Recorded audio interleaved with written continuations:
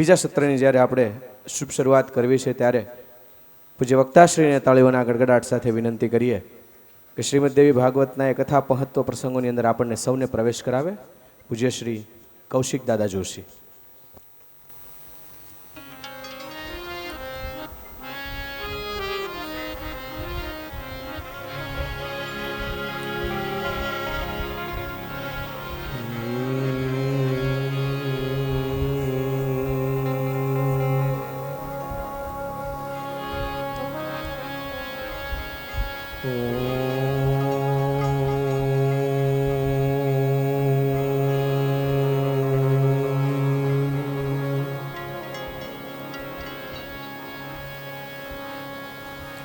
श्री गणेशाय नमः.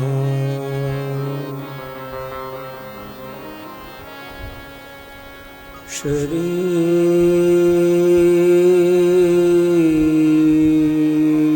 सरस्वत्यै नमः.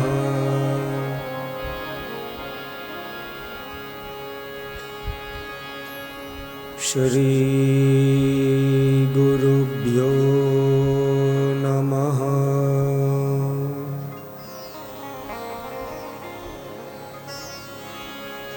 ओम नमो भगवते वासुदेवाय.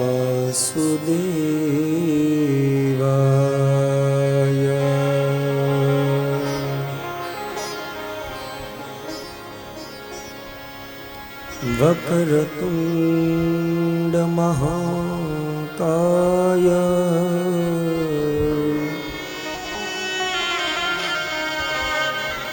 सूर्यकोटि समप्रभ.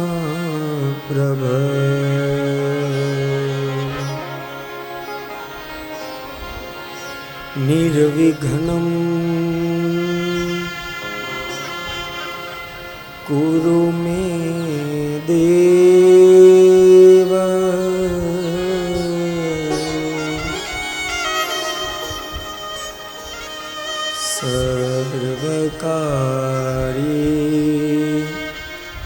सर्वकार्येषु सर्वदा.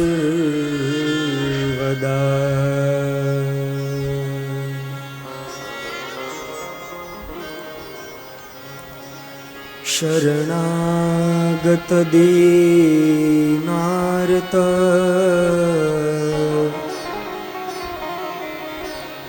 परित्राणपरायणे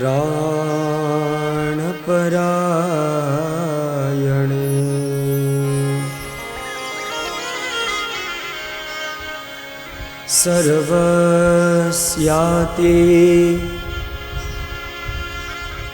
हरेर्देवे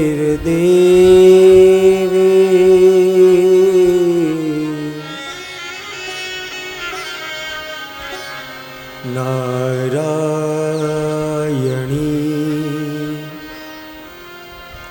नमोस्तुते.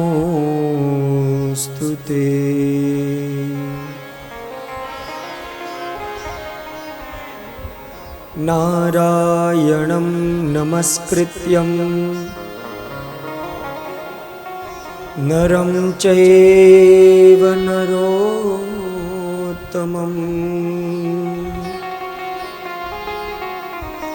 देवीं सरस्वतीं व्यासं ततो जयमुदीरयेत्.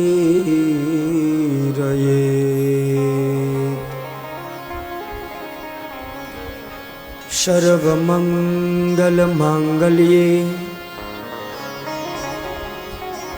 शिवे सर्वार्थसाधिके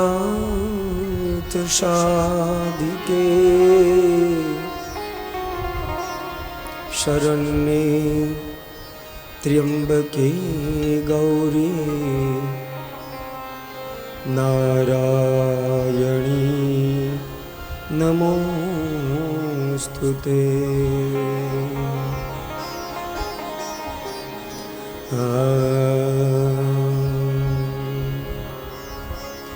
नागेन्द्रहारा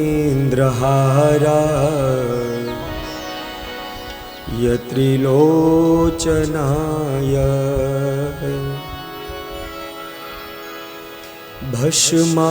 भस्मांगरागा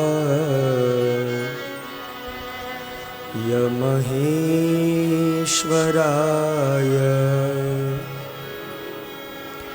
नित्याय शुद्धा यदिगंबराय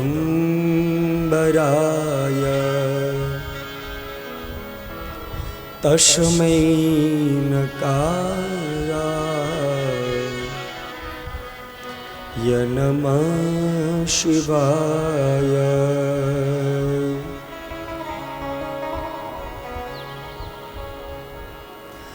नमोस्तु ते सविशालबुद्धे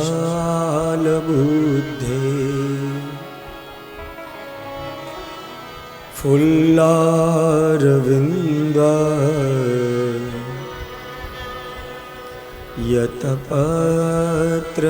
यतपत्रनेत्र येन त्वया रततैलपूर्ण प्रज्वालितो ज्ञानमय प्रदीप प्रज्वालितो ज्ञानमय प्रदीप। आइए हनुमंत बिराजिए,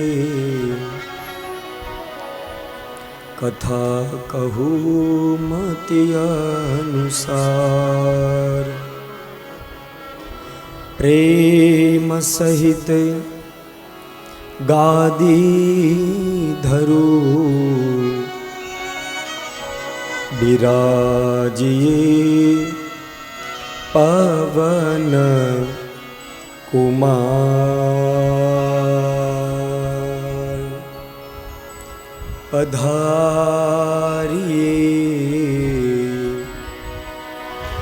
पवन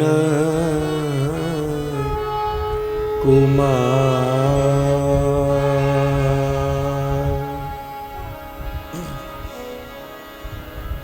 आओ माँ अंबा ने याद करिए।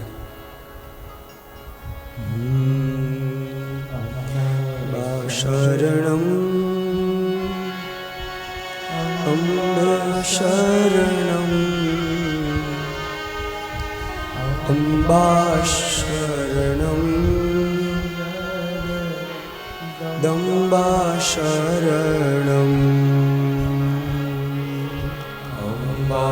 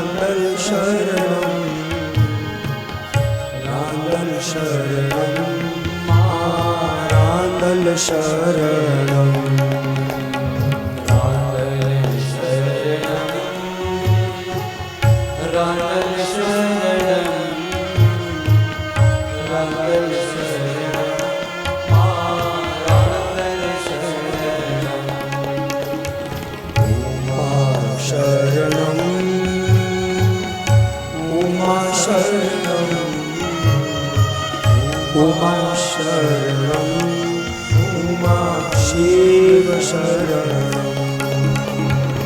उमा शरणं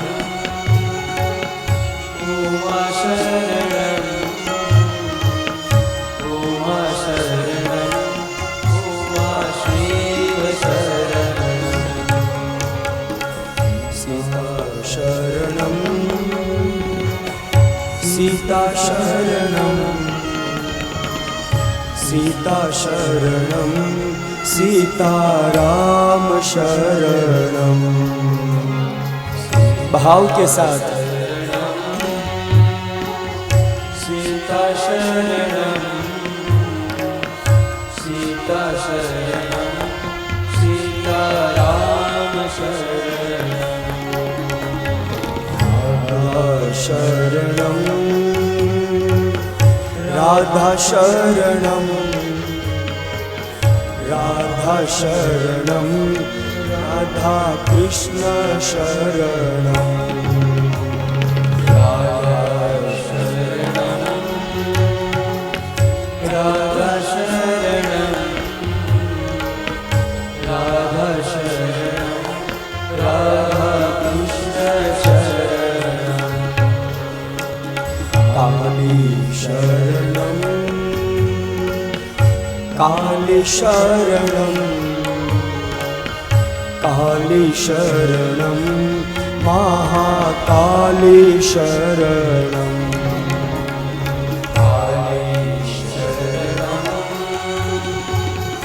काली शरणं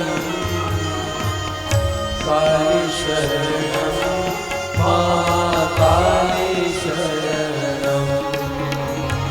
दुर्गा शरणं दुर्गा शरणं दुर्गा शरणं दुर्गा नाम शरणं।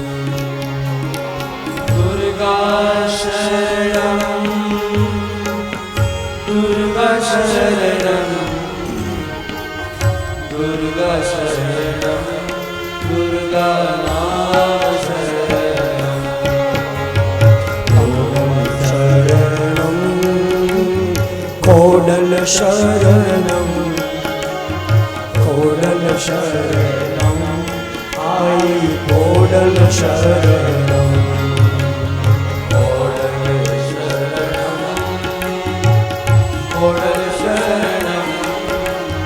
ओडल शरणं ओडल शरणं। बहुचर शरणं बहुचर शरणं बहुचर नाम शरणं। बहुचर शरणं बहुचर शरणं बहुचर शरणं बहुचर नाम शरणं।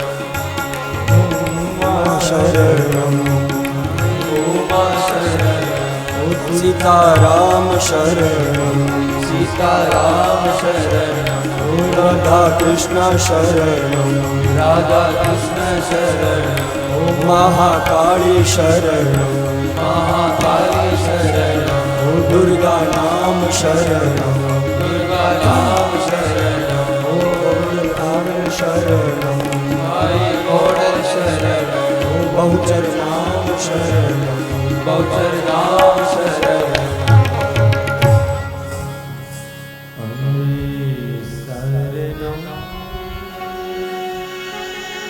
अम्बे शरणं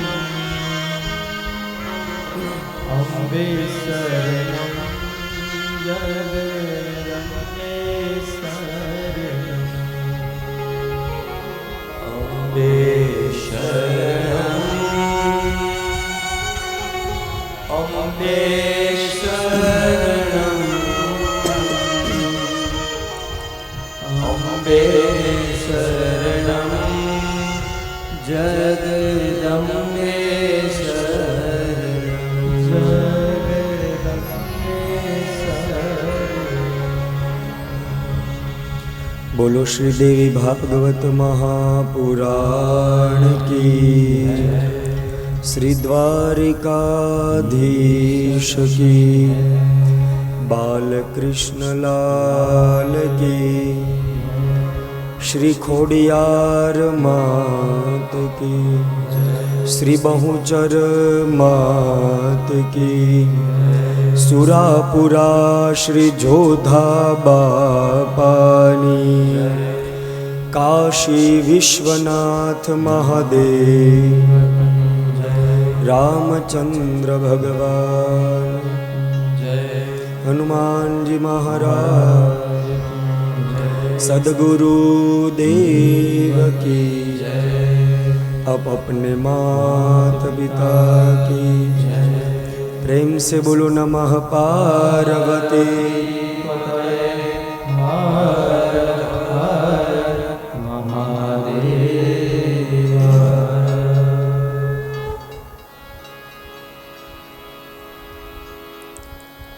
वांग्मय स्वरूप देवी भागवतना चरण कमल में वंदन। माँ खोडियार माँ बहुचर सुरापुरा श्री जोधा बापाना चरण कमल में वंदन। आ गामनी तमाम चेतनाओं ने नमस्कार। मारा सद्गुरु माता पिता ने नमस्कार। पधारेल संत वृंद અને વિપ્ર વૃંદના ચરણ કમલમાં વંદન। સારસ્વત ઉપાસકા જન્મે જે શ્રોતાના હૃદયની અંદર વિરાજમાન પરમ કૃપાળુ ભગવાનને પંચમ દિવસના દ્વિતીય સત્રના સૌને જય શ્રી કૃષ્ણ, જય સિયારામ, જય અંબે।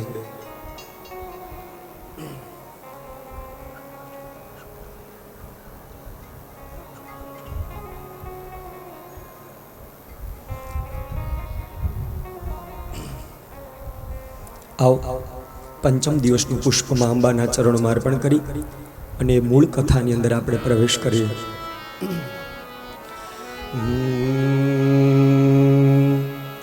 ન તાતો ન માતા ન બંધુર ન દાતા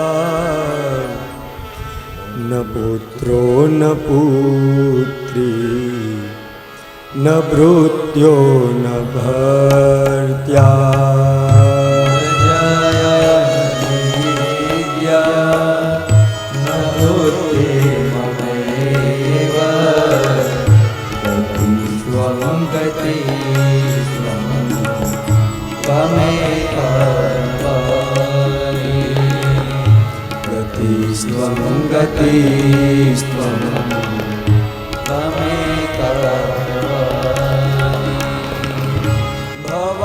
भाव पारे महादुख भीरु पपातः प्रकामी प्रलोभी प्रमत्त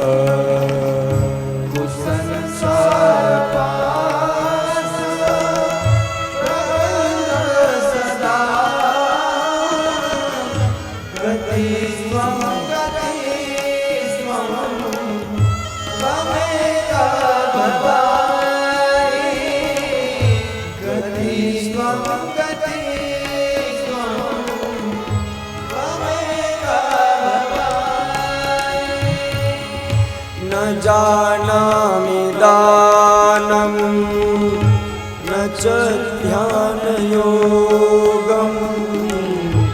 न जानामि तन्त्रं न च स्तोत्रमन्त्रं न जानामि पूजा न च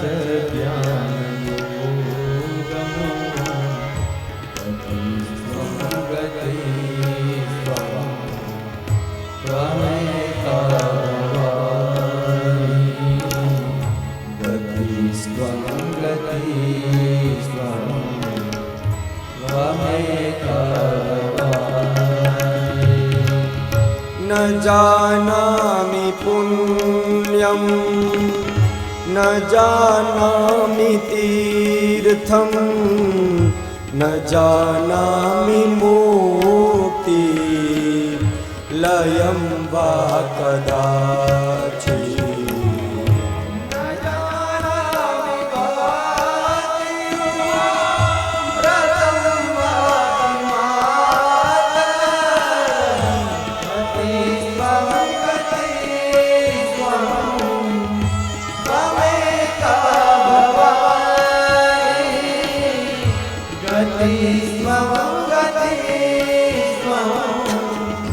त्वमेव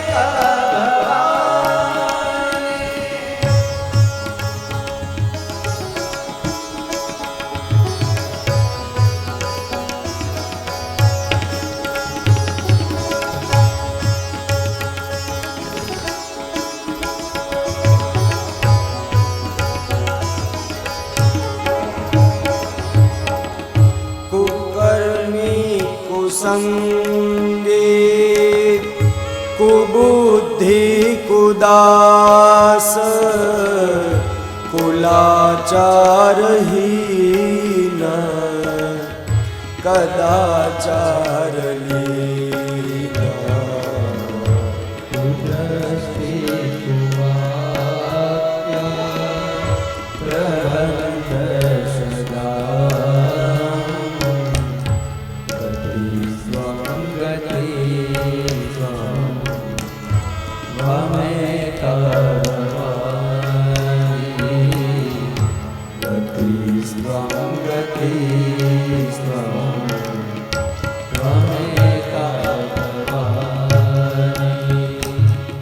પ્રજેશં રમેશં મહેશં સુરેશં દિનેશં નિશીથે સ્વરં વા કદાચિત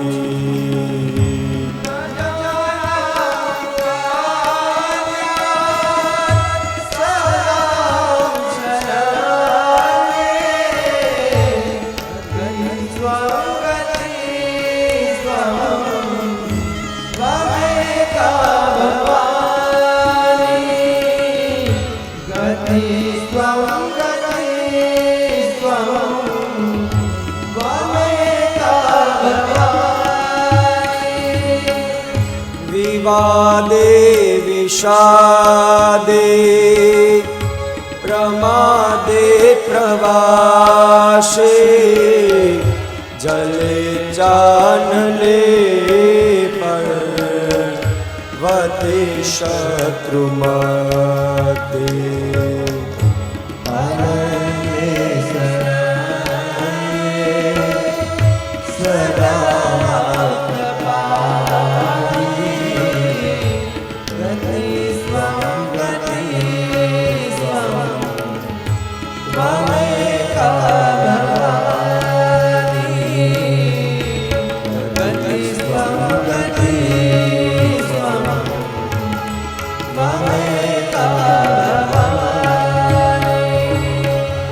અનાથો દરિદ્રો જરા રોગયુક્તો મહાક્ષીણ દીન સદા જાડ્યવક્ત્ર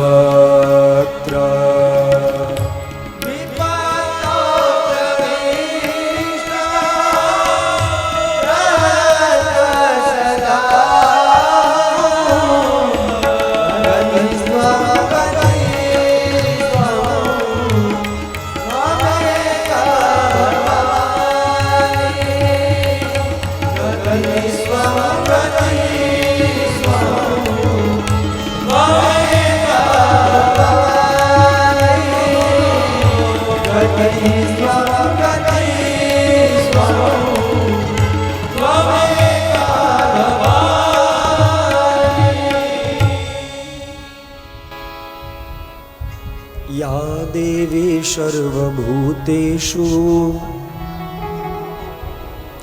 વિદ્યારૂપેણ સંસ્થિતા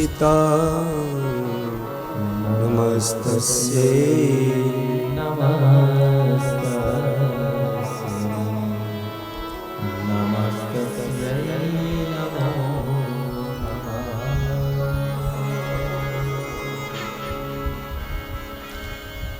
આ જુંડાળા ગામને આંગણે આ શ્રી ખોડલમાં મા બહુચરમાં અને સુરાપુરા શ્રી જોધા બાપાના આંગણે જ્યારે આ નવાહન પારાયણ ચાલી રહ્યું હોય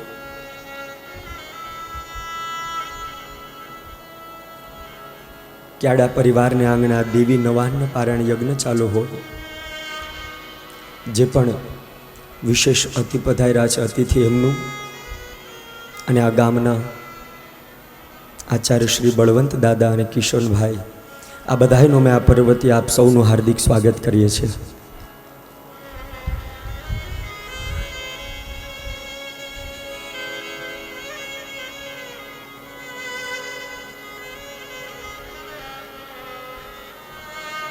તામ પાર્વતીત્યા ભીજનૈન નામના અને બંધુજનો જુહા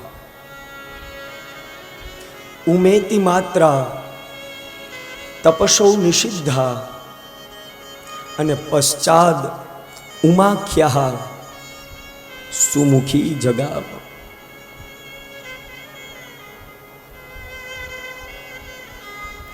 આ નવાહન પારાયણની અંદર વ્યાસજી એક પછી એક જન્મે જઈના પ્રશ્નનો ઉત્તર આપતા જાય અને ઉત્તર કથાના માધ્યમથી આપે છે. આ રોજ જે આપણે ભવાની અષ્ટકનો પાઠ કરી અને કથામાં પ્રવેશ કરીએ છીએ ને, એનો અંતિમ શ્લોક માં ભગવતી સાક્ષાત જગતગુરુ શંકરાચાર્યની કલમે લખાયો અને એમ કે છે કે અનાથો દરિદ્રો, જે અનાથ છે, જેનો આ જગતમાં કોઈ નથી. દરિદ્રતા, મહાપુરુષો દરિદ્રતાના અનેક પ્રકારો બતાવે છે. એક વસ્તુનો જેના જીવનમાં અભાવ છે એને પણ દરિદ્રતા કે. એક જે વર્ણમાં જન્મ મળ્યો છે કે બ્રાહ્મણ છે તો કદાચ સંપદા ઓછી હોય તો ચાલશે, પણ બ્રાહ્મણને જ્ઞાન ઓછું નહીં ચાલે. જે વર્ણ વ્યવસ્થા બતાવી છે એનાથી કદાચ કોઈ દરિદ્ર હોય, વસ્તુના અભાવથી દરિદ્ર હોય, અને જરા રોગયુક્તો, શરીરમાં વ્યાધિ હોય અનેક પ્રકારની. અરે આગળ કે છે કે મહાક્ષીણ દીન, અને એ જ સમયે સદા જાડ્ય વક્ત્ર. એવી પરિસ્થિતિ જીવનમાં આવી ગઈ હોય કે એને જીવનમાં અંધકાર સિવાય કાંઈ ન હોય. પછી એની આગળ એક જ રસ્તો દેખાતો હોય કે હવે મારે મૃત્યુને વશ કરી લેવું છે, હવે આ સંસારના દુઃખ મારાથી સહન નહીં થાય. હે જીવ, આવી જ્યારે તારી પરિસ્થિતિ આવે ને, ત્યારે એક વખત માં અંબા એમ કે છે કે મારી આગળ તું આવી તો જોજે. એક વખત મારે આંગણે આવી અને વિપત્તિ હોય, વિપત્તો પ્રવિષ્ટ પ્રણષ્ટ સદાહમ, કાયમને માટે આ તારી બધી જ પરિસ્થિતિમાં હું કાયમને માટે મારા બાળકનું ધ્યાન રાખીશ. અને એટલે કે છે કે ગતિસ્ત્વમ ગતિસ્ત્વમ મા ત્વમેકા ભવાની.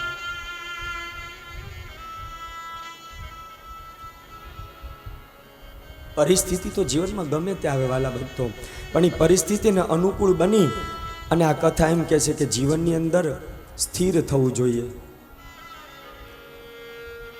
વારંવાર એક શબ્દ બોલું છું કે જન્મેજયથી ભૂલ થઈ પણ એને સ્વીકારી લીધી કે મારાથી દોષ થયો, અને એને સ્વીકાર્યું એટલા માટે એને યોગ્ય ગુરુ મળ્યા છે. આ જે વિષય છે ને દેવી ભાગવતી, મેં ઘણી વાર કીધું છે કે આ વિષય ભાવનો છે, આ વિષય શ્રદ્ધાનો છે. સાધનને સાધ્ય માનીએ અને સાધનને સાધ્ય માનીએ અને પછી દુઃખી થઈએ. ખરા અર્થમાં સાધ્ય એ જ સાચું સાધન છે. એક વખત ડોંગરેજી મહારાજ, સત્ય ઘટના છે કે ભાવ એટલે શું, આપણે એમ થાય કે વારંવાર શ્રદ્ધા અને ભાવ, પ્રેમ, વિશ્વાસ રાખવા બધું છે શું, અને આ ક્યાંથી પ્રગટ થાય, અને પ્રગટ થાય તો કઈ રીતના આનું ફળ જીવનમાં મળે. એક વખત પૂજ્ય ડોંગરેજી મહારાજ, એમની કથા કાશી બનારસમાં હતી, અને કાશી બનારસની અંદર એક દુર્ગાકુંડ નામનું એક જગ્યા છે, અને દુર્ગાકુંડ એવી જગ્યા છે કાશી બનારસમાં અત્યારે પણ છે કે આપણે કદાચ અહીંયા ચંડી પાઠ કરીએ તો એક ચંડી પાઠ કર્યો છે તો એ એક જ પાઠનું ફળ આપણને અહીંયા મળે છે. પણ એ કાશી બનારસમાં એ દુર્ગાકુંડ નામની જગ્યા એવી છે કે ત્યાં જઈ અને તમે એક ચંડી પાઠ કરો ને એટલે સહસ્ર ચંડી પાઠનું ફળ મળે છે, 1000 ચંડી પાઠનું ફળ મળે છે. એવી જગ્યા કાશી બનારસમાં છે. સત્ય ઘટનાનો પ્રસંગ છે. અને ત્યાં એક વખત ડોંગરેજી મહારાજ દર્શન કરવા કંઈક કથા હશે ને ગયા હશે.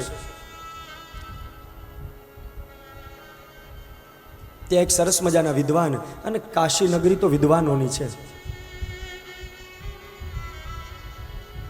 ભગવાન શંકર હોય ત્યાં કાયમને માટે વિદ્યાની પ્રાપ્તિ તો થાય જ, અને આમ પણ બ્રાહ્મણોના ઈષ્ટ છે મહાદેવ.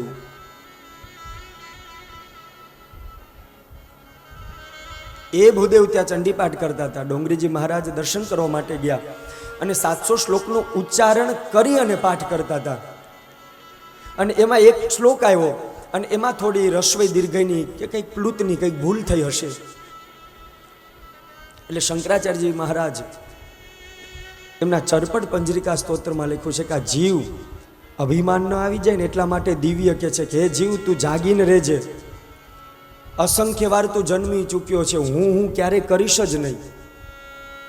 સરળતા હોય ત્યાં જ હંમેશના માટે ઈશ્વરીય કૃપા પ્રાપ્ત થાય છે. આ ભૂદેવ પાઠ કરતા હતા પણ નમ્રતા હતી. પાઠ એક શ્લોક ખોટો બોલાઈ ગયો એટલે પૂજ્ય ડોંગરેજી મહારાજ એવા વિભૂષિત હતા કે એમણે ભૂદેવને પહેલા નમસ્કાર કર્યા, ભૂદેવને પગે લાગ્યા, ભૂદેવને દક્ષિણા મૂકી પાઠ પાસે. દક્ષિણા મૂકી અને જ્યારે પાઠ પૂરો થયો, ભૂદેવ મંદિરની પ્રદક્ષિણા કરતા હતા ત્યારે ડોંગરેજી મહારાજ પણ એની સાથે પ્રદક્ષિણામાં મંદિરના પાછળના ભાગમાં ગયા અને ભૂદેવને 2 હાથ જોડી અને વિનમ્ર ભાવથી કીધું કે દાદા, તમારી આ થોડીક મંત્રમાં ભૂલ હતી, આ શ્લોકમાં તમારાથી થોડી મિસ્ટેક છે, હવે આ શ્લોકમાં તમે ધ્યાન રાખજો, આ શ્લોક આ રીતના છે.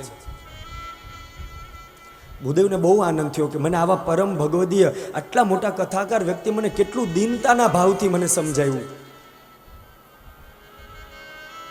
પછી એ વ્યક્તિ જ્યારે પાઠ કરે ત્યારે જ્યારે એ શ્લોક આવે ને એટલે એ સ્થિર બની જાય કે મારાથી અહીંયા ભૂલ થઈ હતી અને મને ગુરુદેવે એ પૂજ્ય ડોંગરેજી બાપાએ મને કીધું હતું કે આ શ્લોકમાં ભૂલ છે. એ શ્લોક જ્યારે આવે ને ત્યારે એ ભૂદેવના મનની અંદર બીજા બધાય વિચારો નીકળી જાય, માં જગદંબાઈ નીકળી જાય, કેવલ ને કેવલ એ ડોંગરેજી બાપાના શબ્દ આવે કે હવે મારાથી આ ભૂલ થવી જોઈએ નહીં. એમાં ને એમાં ઘટના એવી ઘટે છે કે ડોંગરેજી મહારાજ તો ત્યાંથી નીકળી ગયા.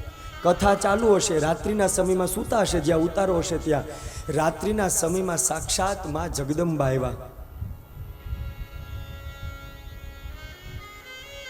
એ જ સમયમાં જગદંબા સ્વપ્નમાં આવ્યા. સત્ય ઘટના છે. ડોંગરેજી બાપાને એવું કીધું કે તમે જાઓ અને ઓલા ભૂદેવને એમ કહો કે ભલે એ ખોટો મંત્ર બોલતો હતો, ચાલશે, એ ખોટો મંત્રનો પાઠ કરશે ને તો, કારણ કે એ પાઠ એટલા માટે કરતો હતો કે માને યાદ કરવા માટે પાઠ કરતો હતો અને હવે પાઠ કરે છે ને તો એ તમને યાદ કરીને ઓલી જે ભૂલ હતી ને વારંવાર ભૂલને યાદ કરે છે. એ પાઠ એટલે કરતો હતો, માને યાદ કરતો હતો. ડોંગરેજી બાપા પાછા ગયા, એ ભૂદેવને નમસ્કાર કર્યા. તમારી જે ભૂલ હોય, તમે જે ભાવથી પાઠ કરતા હતા ને એ ભાવથી પાઠ કરો. આ તાકાત છે મંત્રની. પણ ભાવ અને શ્રદ્ધા એવો વિષય છે કે ત્યાં પછી પુરાવા ન હોય. પછી તો એ ભૂદેવે સ્વીકારી લીધું કે કાંઈ વાંધો નહીં, કારણ કે એ શ્રદ્ધાને ભાવથી દરેક વસ્તુનું ધ્યાન રાખી અને અહર્નિશ જે મંત્ર આવે એમાં મા દુર્ગાનું સ્મરણ કરતા હતા. પણ જ્યાં આ મંત્ર આવે ને ત્યાં માતાજીને ભૂલી જાય, બધાને ભૂલી જાય અને એક જ વસ્તુ યાદ આવે કે મારાથી આ ભૂલ ન થાય. આ જગત છે ને એ ભાવ પ્રધાન પણ છે. વ્યાસજી જન્મે જઈને આ જ શીખવાડે છે કથાના માધ્યમથી કે હવે તે બધું સ્વીકાર્યું છે તો હવે તું સ્થિર થઈ જા.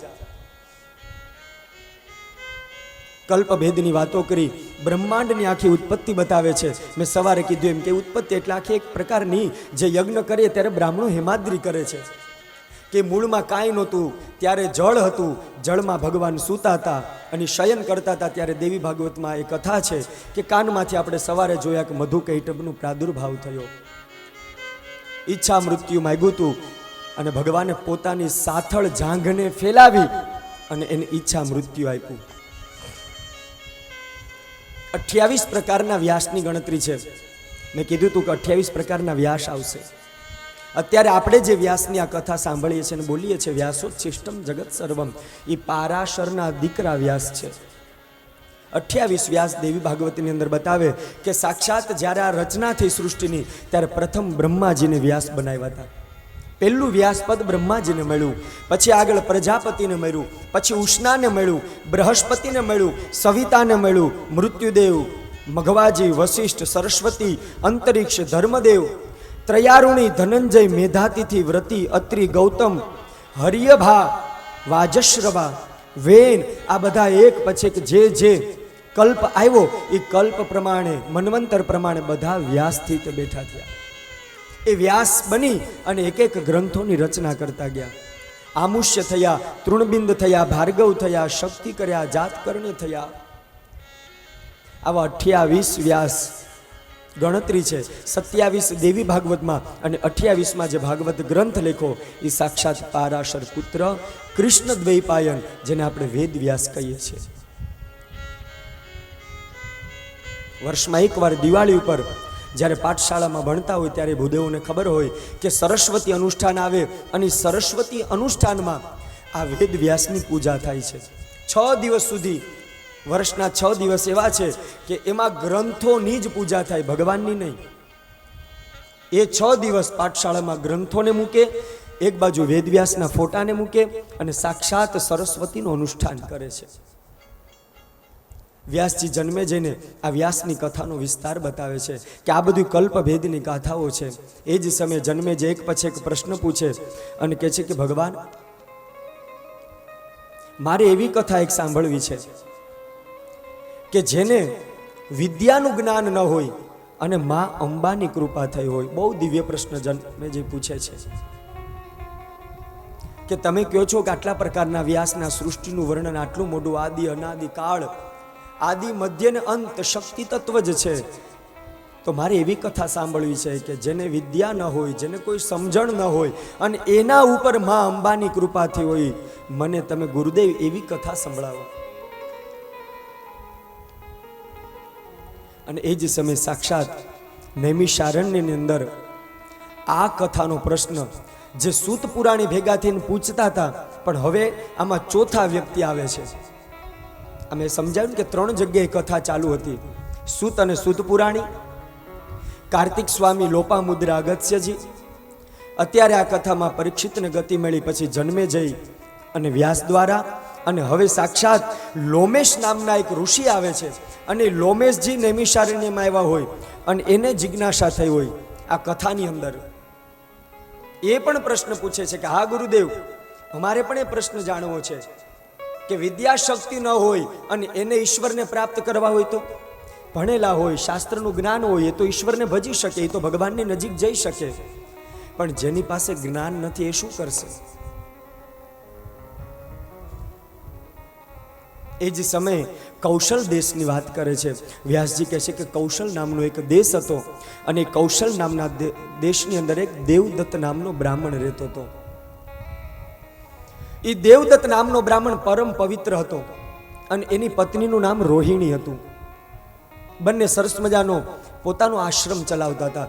આશ્રમ એટલે સંસારિક જીવન, જેને મહાપુરુષો ધન્યો ગૃહસ્થાશ્રમ, જે ગૃહસ્થ જીવન છે એને મહાપુરુષોએ આશ્રમ જ કીધો છે. દિવ્ય એ દેવદત્ત નામના બ્રાહ્મણ અને રોહિણી જીવન જીવતા હતા. બધું જ ભગવાન ઠાકોરજીની કૃપા હતી, પણ એના જીવનમાં એક સંતાન નહોતા.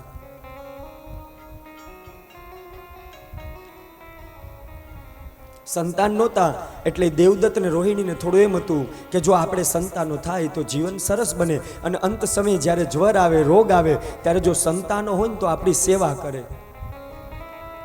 પણ અહીંયા ધર્મ ગ્રંથનો આશ્રય લેવો પડે છે કે આ દેવદત્ત બ્રાહ્મણ અને રોહિણીનો ભાવ સારો હતો, પણ અહીંયા મહાપુરુષોએ લખ્યું છે કે સુશીલો માતૃપુણ્યેન પિતૃપુણ્યેન ચાતુરઃ વંશપુણ્યેન ઔદાર્ય આત્મપુણ્યેન ભાગ્યવાન. સુશીલો માતૃપુણ્યેન, સંતાન જોઈએ છે.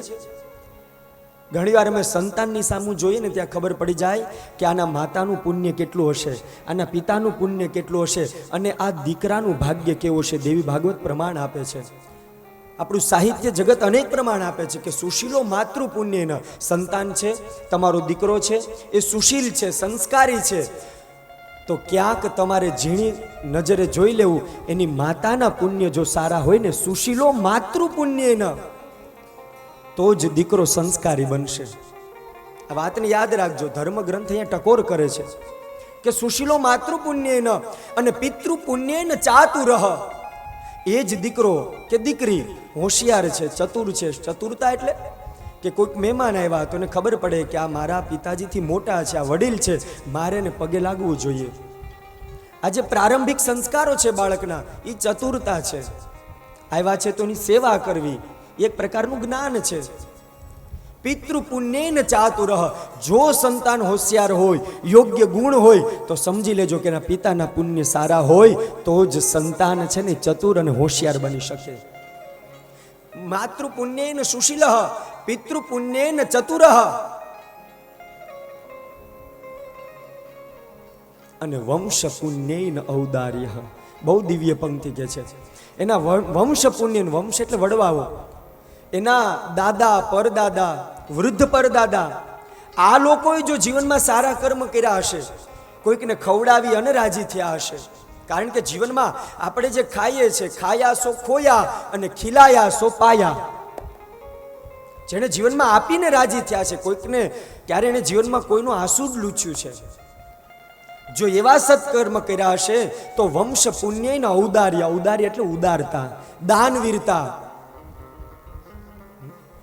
અહીંયા અમિતભાઈ નામ બોલતા બોલતા થાકી જાય છે. અમે અહીંયા ખેસ પહેરાવતા પહેરાવતા થાકી જઈએ છીએ. આ ઉદારતા કેવલ ને કેવલ એટલા માટે આવે કે એના વડવાઓએ સારા કામ કર્યા છે ને, એટલે એને દાન દેવાની ઈચ્છા થાય છે. પરિવારના સભ્યો તો દાન દે બરાબર છે, કારણ કે આ યજ્ઞ એનો છે, અને દાન આપશે તો જ આ બધું સરસ મજાનું જે વ્યવસ્થા છે એ બધું આપણે ભોગવી શકીએ છીએ.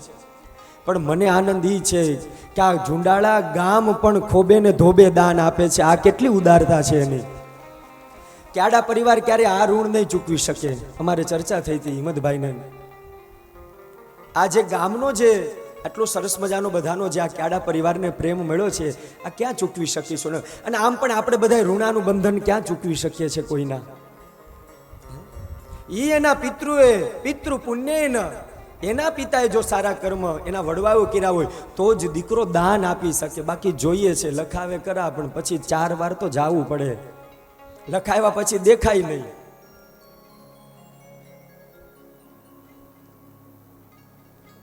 અનેક પ્રકારના મહાપુરુષો અને અંતિમ પંક્તિમાં કહે છે કે જોઈ દીકરાને સારા મા બાપ મળ્યા, દીકરાને ખૂબ વૈભવ મળ્યો, ધનાઢ્ય વ્યક્તિને ત્યાં જન્મ થયો, જન્મતા વેત જ મોટર ગાડી બંગલાનું સુખ મળ્યું છે, તો એ કેવલ ને કેવલ આત્મપુણ્ય ભાગ્યવાન.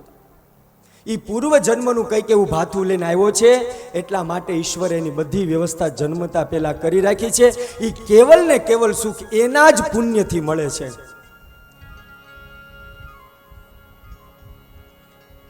આત્મપુણ્ય ભાગ્યવાન. આની પહેલાની કથામાં પણ મેં 4 પ્રકારના સુખ બતાવ્યા. પરલોક અને આલોક. અહીંયા દુઃખ છે, પણ કર્મ સારું કરે તો આગળ જતા સુખ છે. પણ અત્યારે સુખ છે અને ભૂલ કરી અને દુઃખરૂપી કર્મ કરે તો આગળ તો દુઃખ ઊભું જ છે. એ જ આ દેવદત્ત બ્રાહ્મણ અને રોહિણીને જીવનમાં ચિંતા છે કે મારે યોગ્ય સંતાન જોઈએ છે, કે જેનાથી મારું બ્રાહ્મણત્વ પણ સાચવાઈ રહે. આગળ મારો જે કયા, કારણ કે બ્રાહ્મણ કર્મકાંડ કરે એટલે એમ કે ભાઈ મારો જો બ્રાહ્મણ યોગ્ય વિદ્યા પ્રાપ્ત કરે તો સરસ મજાનું આ મારા યજમાનોને પણ ઉત્તમ રીતના સંતોષ થાય એવી ક્રિયા કરાવી શકે. આવા મનમાં અનેક પ્રકારની ઘટનાઓ છે. અને પુત્ર પ્રાપ્તિ માટે એને સાક્ષાત એક ગોભીલ નામના ઋષિ પાસે જાય છે. ઋષિના આશ્રમ જાય છે. એ દેવદત્ત અને રોહિણી 2 હાથ જોડી અને ગોભીલ મુનિને બોલાવે છે. પ્રભુ, મારે બધા જ સુખો છે, ખૂબ જ ગાયત્રી કરું, ઉપાસના કરું છું, પણ મારે ત્યાં સંતાન નથી. ગોભીલ નામના મુનિ કહે છે કે એમાં શું છે? હું મારા શિષ્યોને લઈને આવું અને સરસ મજાનો યજ્ઞ કરું, એટલા માટે તમને પુત્ર પ્રાપ્ત થશે, એમાં ચિંતા ન કરશો. ગોભીલ નામના મુનિને સરસ મજાનું દરેક પ્રકારની જે કાંઈ સામગ્રી જોતી હતી એ બધી જ સામગ્રી સરસ મજાની યજ્ઞશાળા સજાવી. અને આ દેવદત્ત અને રોહિણીએ કીધું કે ગુરુદેવ, તમે આ તિથિ, આ વાર, આ નક્ષત્રના દિવસે પધારો અને આપણે સરસ મજાના યજ્ઞની શરૂઆત કરીએ. એ યજ્ઞની શરૂઆત કરી. પણ બને છે એવી ઘટના કે ગોભીલ મુનિ અને જે એમના શિષ્યો હતા એ યજ્ઞ કરતા હતા, એટલે આહુતિ આપતા આપતા જ્યાં મંત્ર હતો એમાં વચ્ચે શ્વાસ લેતા હતા. મંત્રના પદ હોય અને જ્યાં પદ હોય ત્યાં જ શ્વાસ લેવાનો હોય, ત્યાં જ મંત્ર પૂર્ણ થાય. પણ અહીંયા જે દેવદત્ત નામના બ્રાહ્મણ હતા એને એવું લાગ્યું ગોભીલ મુનિ જ્યાં મંત્ર પૂરો થતો હતો ત્યાં જ શ્વાસ લેતા હતા. શિષ્યો પણ બરાબર મંત્ર બોલતા, છતાં પણ એમના મનમાં ખબર નહીં, કર્મણા ગહનો ગતિ, એ જ સમયે એ દેવદત્તને એમ થાય છે કે આ ગોભીલ મુનિ છે ને મંત્રમાં કંઈક ભૂલ કરે છે. આ વચ્ચે વચ્ચે જે આવે ત્યાં શ્વાસ લીધા કરે. મને એમ લાગે છે કે આ ગોભીલ મુનિ મંત્ર છે ને ખોટા બોલે છે. આવા ને આવા મનમાં અઘટિત ખોટા વિચારો કરી અને એ જે ગોભીલ મુનિ આવ્યા હતા ને એને ન બોલવાના શબ્દ બોલે છે કે મેં તમારા ઉપર કેટલો વિશ્વાસ કર્યો, તમને ઋષિ જાણી અને મેં તમને મારી વાત કરી, તમને યજ્ઞનું આ પદ સોંપ્યું આચાર્યનું, અને તમે આવી મસ્કરી કરો છો. અરે ગોભીલ મુનિ કે પણ શું થયું ભૂદેવ? દેવદત્ત કહે છે કે તમે મંત્ર કેમ આવા બોલો? જો મંત્રમાં ભૂલ થશે તો મને યોગ્ય સંતાન નહીં મળે. ન બોલવાના શબ્દ બોલે. આ બાજુ ગોભીલ મુનિને આ દેવદત્ત ઉપર ક્રોધ આવે છે.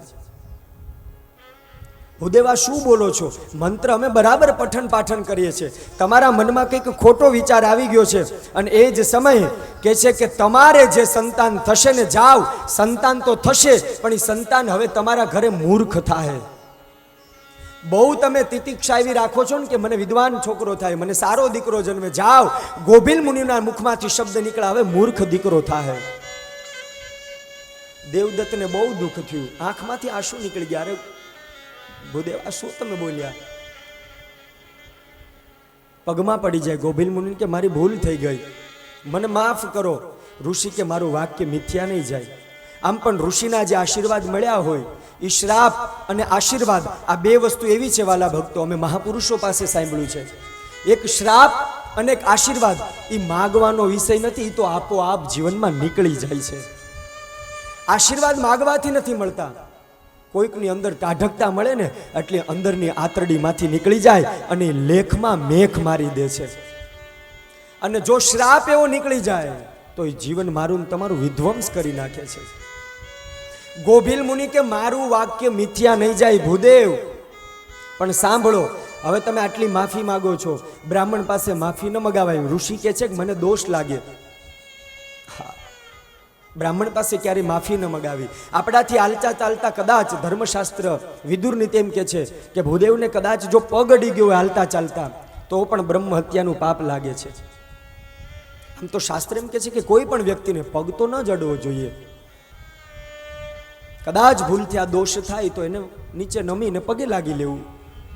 મારું વાક્ય મિથ્યા નહીં જાય. પણ સાંભળો ભૂદેવ, દેવદત્તને ગોભીલ નામના મુનિ કહે છે કે હવે મૂર્ખ થશે, પણ પછી માં અંબાની એની ઉપર કૃપા થશે ને એટલે મૂર્ખમાંથી દેવી ભાગવતનું પારાયણ કરશે અને પછી બ્રાહ્મણ વિદ્વાન બ્રાહ્મણ બનશે.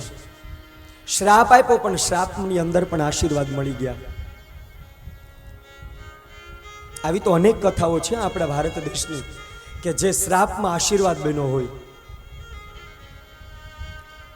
દેવદત્તને આનંદ થયો, કંઈ વાંધો નહીં, ભલે ને મૂર્ખ થાય પણ પાછળથી મારો દીકરો વિદ્વાન તો થશે ને, યોગ્ય પદ તો પ્રાપ્ત કરશે ને. એ જ સમય જતા વાર નથી લાગતી. રોહિણીને ગર્ભ રહે છે.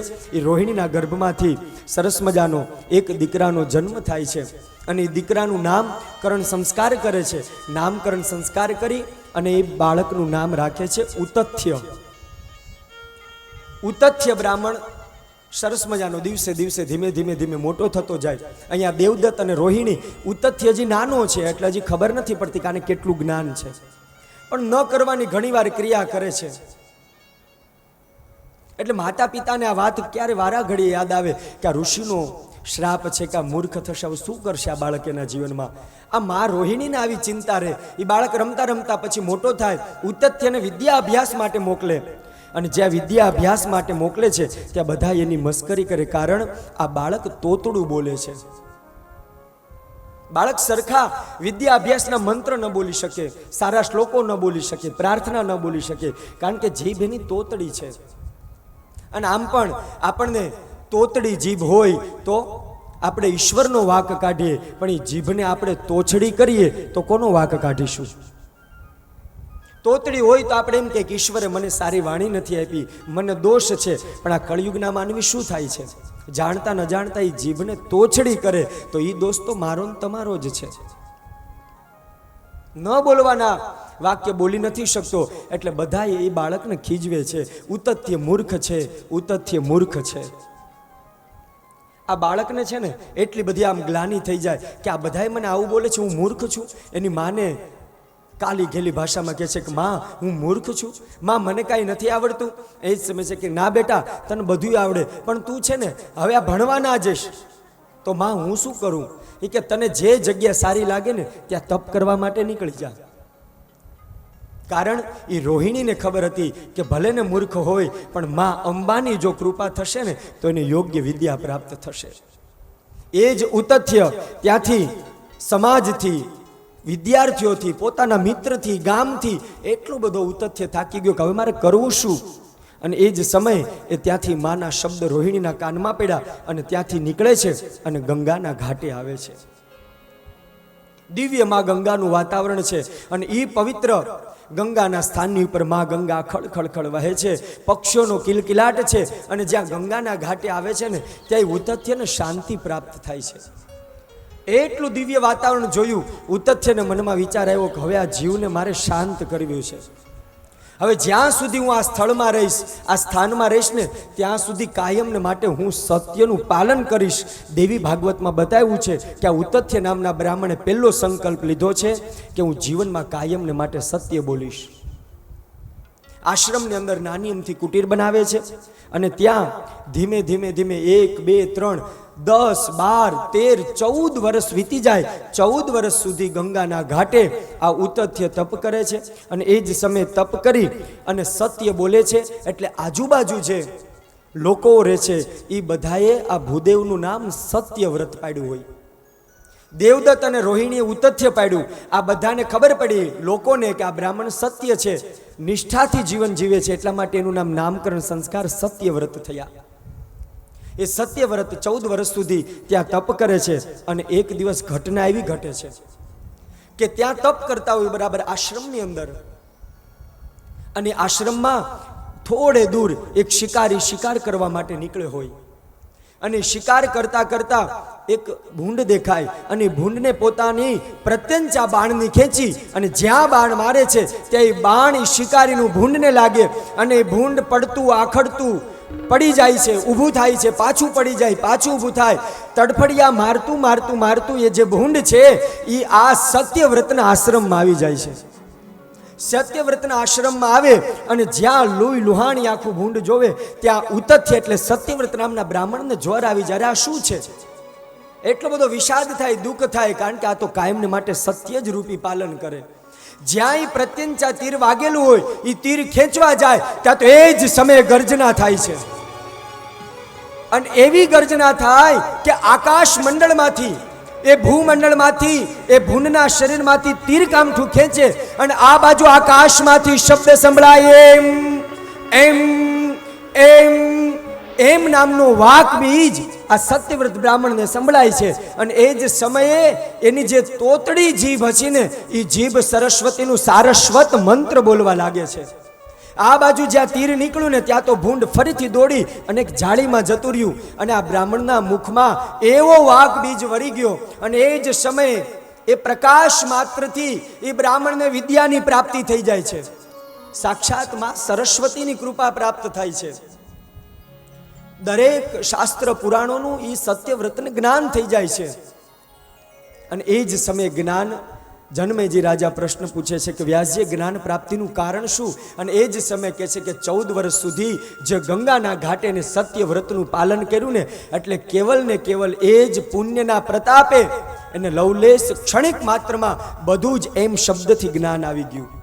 માં અંબાની કૃપાથી એને જ્ઞાનની પ્રાપ્તિ થઈ. આ બાજુ ઓલો શિકારી આવે છે, પૂછે છે કે અહીંયા મેં ભૂંડને આવતા જોયું, એ ભૂંડ છે ક્યાં? વ્યાસજી જન્મે જઈને કહે છે કે હવે એ બ્રાહ્મણ ચિંતામાં આવી ગયો, કારણ એણે મનમાં એવો નિયમ લીધો હતો કે હું ક્યારેય જીવનમાં જૂઠું નહીં બોલું, ક્યારેય પણ હું ખોટું નહીં બોલું, તો કરવું શું? અને એ જ સમયે શિકારે કીધું, અરે ભૂદેવ હું તમને પૂછું છું, અહીંયા એક ભૂંડને મેં બાણ માર્યું છે, તીરકામઠું માર્યું છે, મેં જોયું કે તમારા આશ્રમ તરફ આવ્યું છે, અહીંયા આવ્યું ખરા? અને એ જ સમયે એટલી બધી માં સરસ્વતી એમના ઉપર સત્યવ્રત ઉપર કૃપા થઈ હોય કે છે કે આંખે જોયું છે પણ એ બોલતી નથી અને મુખે બોલે છે પણ મુખ જોઈ નથી શકતું. શિકાર તારો જવાબ તું શોધી લે. શિકારી વિચારમાં પડી જાય કે આ સત્યવ્રત બ્રાહ્મણ શું બોલે. ફરીથી કહે છે કે હા શિકારી, આંખે જોયું છે પણ આંખ બોલી ન શકે, અને એ દ્રશ્ય મુખ બોલે છે પણ એ મુખ જોઈ નથી શકતું, એટલે મને ખબર નથી કે એ ક્યાં ગયું છે. જો સીધી ના પાડી દે તો એનું સત્ય વ્રતનું ભંગ થાય. એટલા માટે એ માં સરસ્વતીની કૃપા થઈ, એને એવું જ્ઞાન આવી ગયું. એ શિકારી પછી અંત સમયે એને પણ જ્ઞાન થાય, બે હાથ જોડીને કહે છે કે સાક્ષાત આ તો સત્યવ્રત ભૂદેવ છે. એ ત્યાંથી જતા રહે. આ બાજુ સાક્ષાત જગદંબાની કૃપા થાય. એ પણ સત્યવ્રત એટલે કે જે દેવદત્ત અને રોહિણીનો જે ઉતથ્ય નામનો દીકરો હતો, દેવી ભાગવતમાં આ કથા બતાવી છે તૃતીય સ્કંધની અંદર કે આ બાળક પછી 9 દિવસ સુધી માં જગદંબાનું નવાન્ન પારાયણ કરે છે. એ કેવલ ને કેવલ એને સંકેત થયો કે માની કૃપાથી જો મને વાચા મળી હોય, મને વાણી મળી હોય, તો હવે આ જગતમાં આ મનને મારે કોઈ જગ્યાએ લગાડવું નથી, કેવલ ને કેવલ માં અંબાની કૃપા કરવી છે. એ જ સમયે બે હાથ જોડી માં ભગવતીને પ્રાર્થના કરી.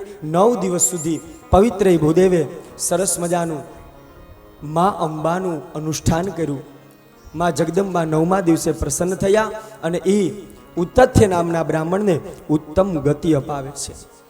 જો કોઈકનો આશીર્વાદ મળી જાય ને તો એ આશીર્વાદ મેં કીધું એમ જીવન બદલી નાખે છે. ઈચ્છા તો એમ જ હતી કે દીકરો સારો થાય, પણ ઈશ્વરની કૃપા કંઈક એવી હશે એટલા માટે પહેલા મૂર્ખ અને પછી સારો થયો.